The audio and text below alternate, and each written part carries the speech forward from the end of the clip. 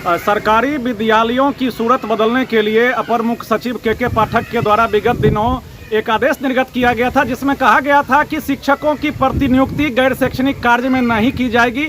इससे आम जनता, बच्चों और शिक्षकों में यह उम्मीद जगी थी कि शिक्षक विद्यालय आएंगे और सिर्फ शिक्षा और शिक्षण से ही जुड़े रहेंगे, एक शैक्षणिक वातावरण, माहौल विकसित होगा। लेकिन आज उन उम्मीदों पर पानी फेरते हुए, दोहरा मानक अपनाते हुए, दोहरा चरित्र का परिचय देते हुए अपर मुख्य सचिव के पाठक ने एक आदेश निर्गत किया है कि बिहार के सरकारी विद्यालयों के शिक्षक जाति आधारित गणना का कार्य करेंगे। इससे सरकारी विद्यालयों के 90% शिक्षक जाति आधारित गणना कार्य में चले जाएंगे, तो सरकारी विद्यालयों को में पढ़ने वाले बच्चों को पढ़ाएगा कौन? यह सरकारी विद्यालयों में पढ़ने वाले बच्चों के साथ घोर अन्याय है। और हम अपर मुख्य सचिव के पाठक जी से भी कहना चाहते हैं, आप अपनी आवश्यकता के अनुसार हमें हाँकना बंद कर दीजिए। दोहरा चरित्र एक तरह से कह सकते हैं आपका हमारे सामने आया है। आपसे हमें उम्मीद थी कि आपके आने से जो है पूरा वातावरण जो है शैक्षणिक हो जाएगा, शैक्षणिक माहौल में वृद्धि होगी। लेकिन आज का आपका निर्णय घोर निराशाजनक है और घोर निंदनीय भी है। निश्चित रूप से बिहार शिक्षा विभाग के अपर मुख्य सचिव के पाठक का निर्णय जो हो रहा था लगातार बिहार में शिक्षा व्यवस्था को दुरुस्त करने को लेकर कहीं न कहीं बिहार के जनता में एक बड़ी उम्मीद जगी थी कि शिक्षकों को अब पढ़ाने के अलावे किसी कार्य में नहीं लगाया जाएगा। लगातार पत्र भी लिखे जा रहे थे। 31 जुलाई 2023 को ही बिहार शिक्षा विभाग के अपर मुख्य सचिव श्री के पाठक ने सभी जिलों के डीएम को पत्र लिखा था कि शिक्षकों को किसी भी तरह के कार्य में प्रतिनियुक्ति नहीं किया जाए सिवाय शैक्षणिक कार्य को छोड़कर। और इसको सुनिश्चित करने के लिए बिहार के तमाम डीएम को पत्र बिहार शिक्षा विभाग के अपर मुख्य सचिव ने लिखा। लेकिन जैसे ही माननीय पटना उच्च न्यायालय का फैसला जातिगत आधारित गणना को लेकर आया, इस आदेश की धज्जियां उड़ने लगी। यानी यूँ कहें, शिक्षा विभाग बिहार सरकार के जो अपर मुख्य सचिव जो लगातार बड़े बड़े पत्र लिख रहे थे कि शिक्षकों को सिर्फ अब पढ़ाने का काम करना है, सिर्फ विद्यालयों में गुणवत्तापूर्ण शिक्षा कायम करने के लिए हर कोशिश करनी है, उन्हें 10 मिनट 20 मिनट आधे घंटे देरी से भी पहुंचने पर बड़ी से बड़ी कार्रवाई करने की चेतावनी दी जा रही थी। कई सारे लोगों पर कार्रवाई भी हुई, संबंधित दिनों का वेतन भी स्थगित किया गया देर से पहुंचने पर।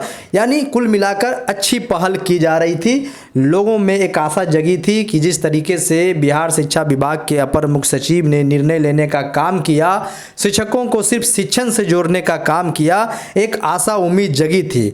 लेकिन जैसे ही जाति आधारित गणना का फैसला आया और इस फैसले के आलोक में प्रतिनियुक्ति करने को लेकर अपर मुख्य सचिव शिक्षा विभाग का पत्र जारी होता है, यानी अपने ही पत्र को संशोधित करते हुए पुनः सभी जिलों के डीएम को पत्र लिखते हैं कि शिक्षकों का प्रतिनियुक्ति करें लेकिन अन्य प्रशासनिक कार्य में नहीं करें और यह सुनिश्चित करें कि विद्यालय पूरी तरह से शिक्षक विहीन नहीं हो। जबकि यह आदेश पूर्व से भी लागू है। कहीं भी किसी भी कार्य में जब शिक्षकों की प्रतिनियुक्ति की जाती है तो विद्यालय बंद ना हो, इसका ख्याल रखा जाता है। अभी का जो स्थिति है, पूरे बिहार में जाति आधारित गणना किया जाना है, यानी फिर से जाति आधारित गणना का कार्य किया जाना है और इस गणना कार्य में सिर्फ और सिर्फ शिक्षक ही लगाए गए हैं और 95% शिक्षकों को लगाया गया है। यूँ कहें, विद्यालय प्रधान को छोड़कर, प्रभारी प्रधानाध्यापक को छोड़कर जो सूचना प्राप्त है उसके तहत सभी को जाति आधारित गणना कार्य में लगा दिया गया है। कहीं कहीं तो एक भी शिक्षक को छोड़ा नहीं गया है। बिल्कुल युद्ध स्तर पर इस कार्य को करने के लिए सरकार का आदेश जारी है और सरकार के आदेश को मानने के लिए अधिकारी विवश है। लेकिन सबसे बड़ा सवाल यह है कि जब आज से पहले, यानी माननीय पटना उच्च न्यायालय का फैसला आने से पहले बिहार में क्या हो रहा था, बिहार के शिक्षा व्यवस्था में क्या चल रहा था, बिहार के शिक्षकों के साथ क्या हो रहा था। अब जो है लगभग 15 दिनों का जो समय व्यतीत होगा शिक्षकों का जाति आधारित गणना कार्य करने में, और इस बीच जो बच्चों के पढ़ाई का जो डिस्टरबेंस होगा, जो क्षति होगा, उस पर कोई बोलने के लिए तैयार नहीं है।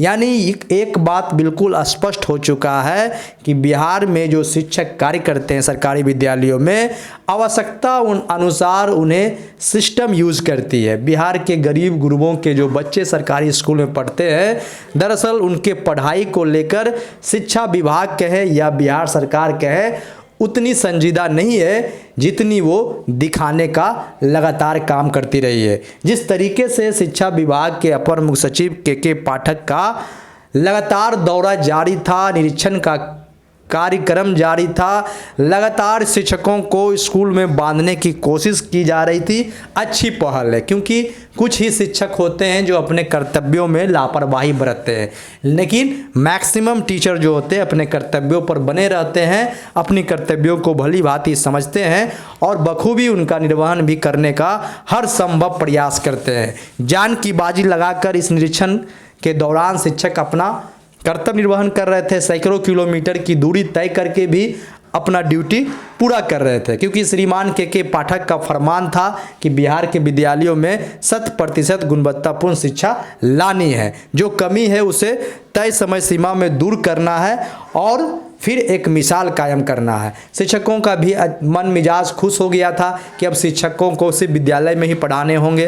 पढ़ाने के बाद जो इनपुट आउटपुट होगी उस आधार पर शिक्षकों को फ़ायदा भी मिलेगा। यानी यूँ कहें कि श्रीमान के पाठक से उम्मीद बहुत ज़्यादा था। हर शिक्षक चाहता है कि उसका बच्चा पढ़े, उसके बच्चों का नाम रोशन हो, उनके बच्चों का, उनके विद्यालयों का, उनके विद्यालय में पढ़ने वाले बच्चे बहुत आगे तक जाए। कोई भी ऐसा शिक्षक नहीं है जो चाहते हैं कि उनका बच्चा कमज़ोर हो पढ़ने में, उनका बच्चों का भविष्य खराब हो। शिक्षक हर प्रयास करते हैं, लेकिन जिस तरह का सिस्टम बिहार में है, शिक्षकों को गैर शैक्षणिक कार्य में जिस तरीके से लगाया जाता है, सरकार जब मनमर्जी अपना काम कराने के लिए विद्यालय की पढ़ाई को बाधित करते हैं, गरीब गुरबों की बच्चों की पढ़ाई का सरकार की नज़रों में कोई मतलब नहीं है। जैसा कि आज के पत्र में यह स्पष्ट हो चुका है, जाति आधारित गणना का फैसला आते ही तमाम तरह के आदेश को बदल दिया गया। श्रीमान के पाठक के आदेश की धज्जियां उड़ गई और के पाठक जो है खुद अपने आदेश को बदल दिए। तो ऐसे में बिहार में गुणवत्तापूर्ण शिक्षा स्थापित कैसे होगी,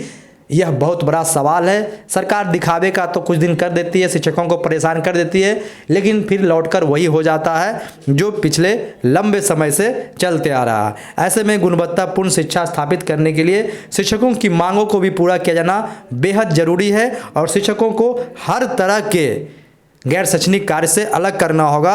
बाकी जो भी चीज़ें बिहार में हो रही थी काबिल तारीफ है, लेकिन मानवता के मूल्यों का हनन करते हुए जिस तरीके से शिक्षक को जान गंवाने पर मजबूर किया जा रहा था, बिना ट्रांसफ़र दिए, बिना प्रमोशन दिए जिस तरह से शिक्षकों से कार्य करवाया जा रहा था, कहीं न कहीं इस पर अब पूरी स्पष्टता दिखने लगी है क्यों किया जा रहा था। बहुत बहुत धन्यवाद, नमस्कार।